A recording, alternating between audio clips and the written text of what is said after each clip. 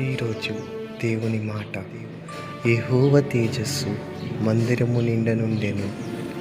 ఈ మాటను బట్టి మనము మన నిత్య జీవితంలో దేవుని తేజస్సు కాకుండా మనుషుల తేజస్సు మెప్పు కోసం జీవిస్తున్నామేమో. ప్రియ సహోదరుడా, నీ ఆత్మీయ విశ్వాసం వైదొలిగిపోతున్నదేమో. ఒక్కసారి ఆత్మ పరిశీలన చేసుకుందాం. తండ్రి తేజస్సు మనపై ఎల్లవేళలా ఉండాలని, ఆ పవిత్ర ఆత్మ దీవెనలు మనపై, మా కుటుంబ బిడ్డలందరిపై నిత్య మహిమలో మనం పాలు పొంగే విధముగా ఉండాలని ఆశిస్తూ, ఈ మాటను బట్టి మనము ప్రార్థన చేయించుకున్నాం.